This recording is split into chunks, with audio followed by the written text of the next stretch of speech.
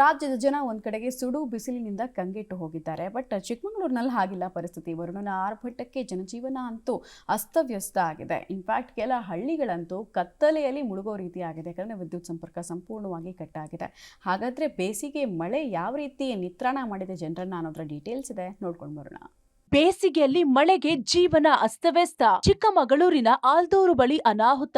ಚಿಕ್ಕಮಗಳೂರು ಜಿಲ್ಲೆಯ ಮಲೆನಾಡು ಭಾಗದಲ್ಲಿ ವರುಣನ ಆರ್ಭಟಕ್ಕೆ ಜನಜೀವನ ಅಸ್ತವ್ಯಸ್ತಗೊಂಡಿದೆ. ತಾಲೂಕಿನ ಆಲ್ದೂರು ಸುತ್ತಮುತ್ತ ಬಿರುಗಾಳಿಯ ಅನಾಹುತಕ್ಕೆ ಬರೋಬ್ಬರಿ 20ಕ್ಕೂ ಹೆಚ್ಚು ವಿದ್ಯುತ್ ಕಂಬಗಳು ಒಂದರ ಹಿಂದೆ ಒಂದರಂತೆ ರಸ್ತೆಗೆ ಉರುಳಿವೆ.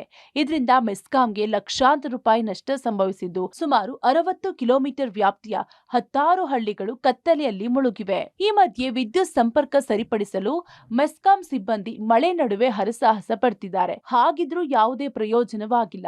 ಕಾಫಿ ಬೆಳೆಗಾರರ ಸ್ಥಿತಿಯಂತೂ ಹೇಳತೀರದ್ದಾಗಿದೆ. ಕಳೆದ 1 ತಿಂಗಳಿನಿಂದ ಬಿಟ್ಟು ಸುರಿಯುತ್ತಿರುವ ಆಲಿಕಲ್ಲು ಮಳೆಯಿಂದ ಕೈಗೆ ಬಂದ ಕಾಫಿ ಮತ್ತು ಅಡಿಕೆ ಬೆಳೆಗಳು ನೆಲಕಚ್ಚುವ ಆತಂಕ ಎದುರಾಗಿದೆ.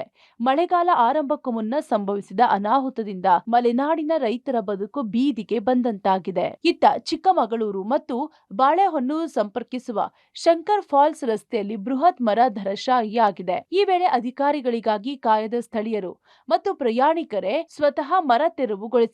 ಇತ್ತ ಮೂಡಿಗೆರೆಯ ಜಾಣಿಗೆ ಗ್ರಾಮದಲ್ಲಿ ಸಿಡಿಲಿನ ಭೀಕರತೆಗೆ ಜನರು ಬೆಚ್ಚಿಬಿದ್ದಿದ್ದಾರೆ.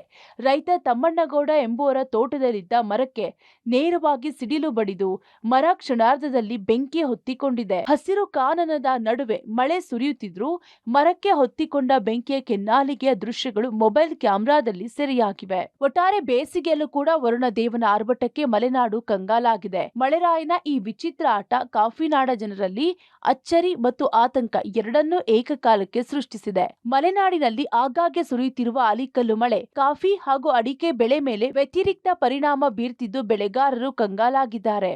Narayanagowda, public TV, Chikkamagaluru.